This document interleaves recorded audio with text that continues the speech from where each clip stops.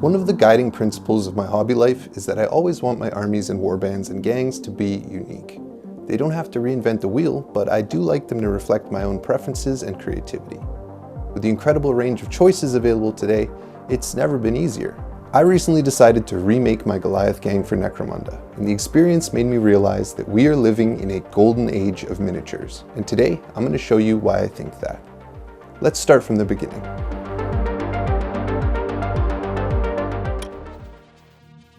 Necromunda was first released in 1995.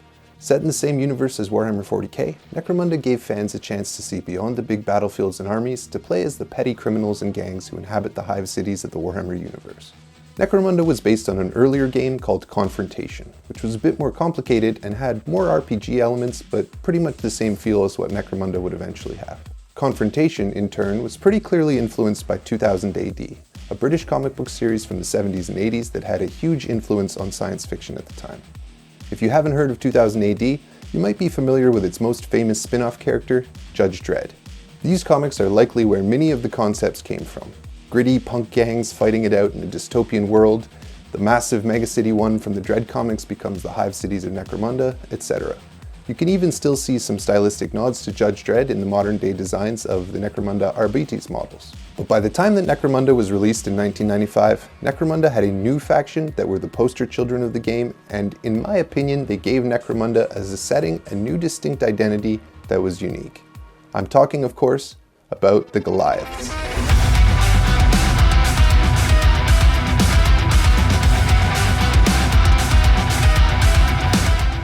The Goliaths are muscle-bound brutes, chem-enhanced hulks who see the use of overwhelming force as the solution to every problem. And personally, I love it. See, the 90s were a time when muscles were bigger than they ever were before.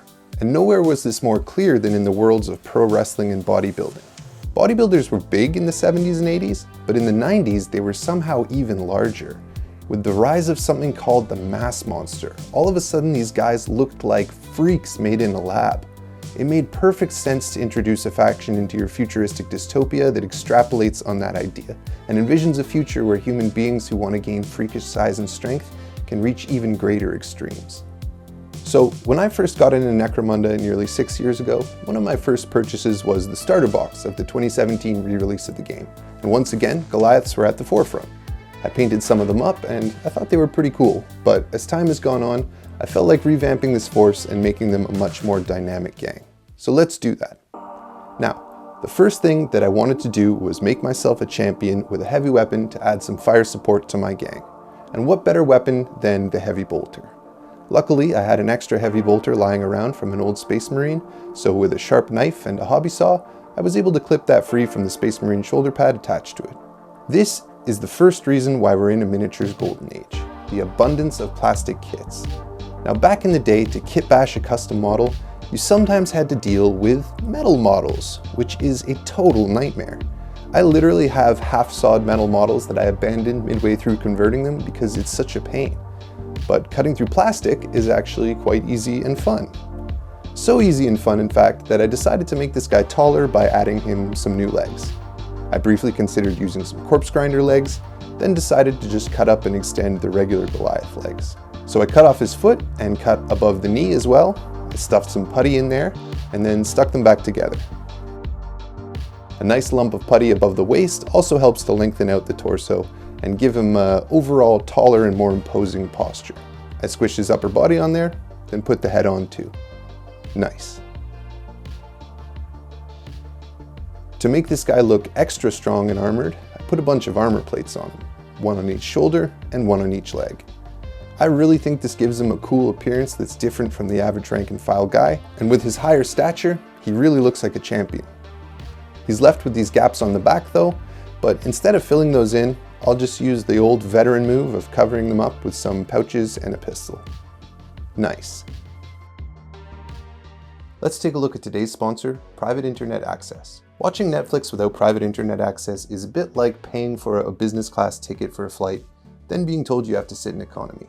Streaming services like Netflix have different library options based on where you're located, and some shows and movies can't be accessed depending on your location. Private internet access lets you circumvent these restrictions by changing your location to one of 91 different countries, allowing you to gain access to services and websites available in those countries. Private internet access is compatible with most major streaming platforms. It also offers server locations in all 50 US states. But it doesn't just help with streaming, it's about security too. Whenever you're browsing online on an unprotected device such as your phone or computer, your device is transmitting your information out into the open, which can be viewed by various different entities before reaching the intended website. Private internet access hides your IP address and safeguards your internet connection through an encrypted tunnel, shielding your digital life from the eyes of those that are looking to exploit your private information. Private internet access is my preferred VPN because it has a no-log policy that they've proven multiple times in court, meaning they'll never record your personal data. Private internet access is available for all platforms, from Windows to Mac OS, Android, iOS, Linux, and many others. Plus, you can protect an unlimited amount of devices at the same time with one subscription. Choosing private internet access is always risk-free. There's a 30-day money-back guarantee, and their customer support team is available 24/7. By using my link, you can get an 83% discount on private internet access. That's just $2.03 a month, and you'll also get 4 extra months completely for free. Use my link down in the description below to get 83% off private internet access with 4 months free. Thanks Private Internet Access for sponsoring this video. Let's get back to it. In Necromunda, your gang can have young recruits called juves, which is of course how real-world gangs operate as well. Molding young impressionable minds into your criminal enterprise is as effective as it is sinister. But the official Goliath gang does not have any models for the juves. Now, a few years ago, they released reinforcements for the Goliath gang that have some guys called Forgeborn, but these aren't exactly juves, and they have different weapon options, so I decided to convert some juves of my own, using these guys, World Eaters Jackals. So I actually lost the footage of converting these guys, which is weird, but you can see that I used this guy here, and then added a Goliath head, and switched the twin chainswords for a knife and auto pistol from the Chaos Cultist kit. But the thing that I wanted to make a point about here, with respect to us being in a golden age of miniatures, is that I was looking for energetic looking shirtless muscular models with leg armor to match my Goliaths. And there's a kit for that. Now, maybe you have to be kind of an old head like me to appreciate just how many kits we have to choose from for kit bashing today. But it's a pretty special thing. Speaking of cool kits to kit bash from, I decided that with my gang update, my old gang leader was starting to no longer look special enough. This is him. Big Rich, he's called. He's named after the late bodybuilder and internet personality Rich Piana, whose videos I started watching back in 2011 or so. The guy has a truly freakish physique, and there were always rumors circulating about the strange and illicit ways in which he cultivated that superhuman mass in his arms and chest. I started watching Rich Piana's videos in sort of a horrified fascination, and then the strangest thing happened. He sort of grew on me. He's charismatic, he's funny, he's got sort of a straightforward candor about him that just makes him really likable. My initial judgments of the man were changed, and I became a real fan. On August 7th, 2017, Piana collapsed while getting a haircut and passed away shortly after. This was the first public figure that had passed away while I was actively a fan of him. And as silly as it might sound, with the parasocial bond that I'd formed with him after countless hours of watching his daily routines, it kind of felt like a friend had passed away. Rich Piana lived his life trying to push his body beyond what was humanly possible.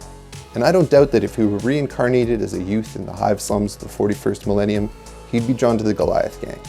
So it seemed like a fitting tribute to make an homage to him in the leader of my gang. To do so, I used the body of a Horus Heresy Praetor from the Age of Darkness box, which will give an impressive suit of armor to him and an even greater stature. Without the distinctive Space Marine shoulder pads, I think it won't look too Space Marine-ish and should look pretty cool. I decided to equip him with a forge hammer and a bolt gun, so I chose a suitable bolt gun, clipped the weapon off a regular Goliath arm, and swapped it out. I repositioned the body with its front foot up, hoping to make it a nice sort of pose of command. I attached the head of a Goliath stimmer because the huge metal mohawk looks pretty sick. Then with some epoxy putty, I built some new shoulders and attached the arms. When this was dry, I came back in with a sharp knife and carved out some more reasonable and detailed muscles. I didn't really worry about them being perfect because I had some cool shoulder pads that I was going to add that would largely conceal my sculpting work. As a finishing touch, I added pouches, gas mask, and grenades. He's ready. Normal Goliaths are already pretty juiced up, but they have these guys called stimmers who really push it to the next level, abusing the stims and growth chems and becoming massively muscled beasts, even bigger and more aggressive than the average Goliath. These are an out-of-the-box GW kit, and I didn't convert mine, so there's not much to say.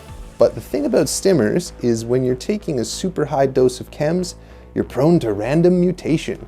And the unfortunate meatheads who have mutated so severely that they're now just mindless killing machines are called Zerkers. That's a really cool idea, and I knew I wanted one for my gang, but the only problem is this is the official model.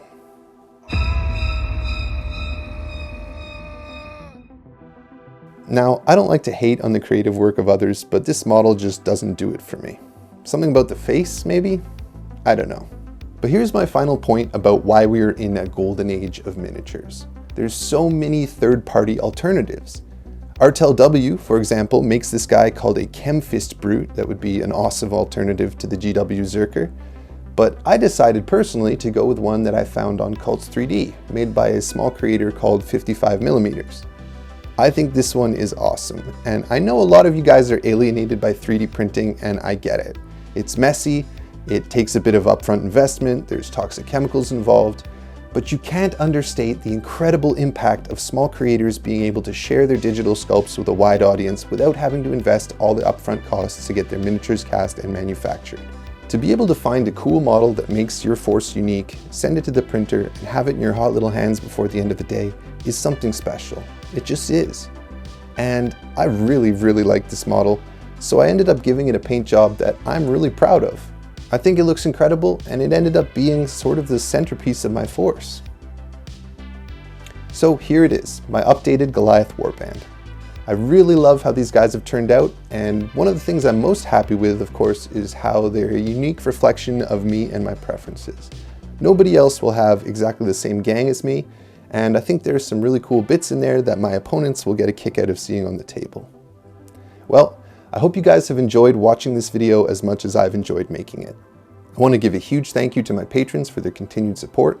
If you guys want to support the channel, supporting me on Patreon is a great way to do that. And of course, thanks again to Private Internet Access for sponsoring this video. Thanks for tuning in, guys, and we'll see you next time on Eric's Hobby Workshop.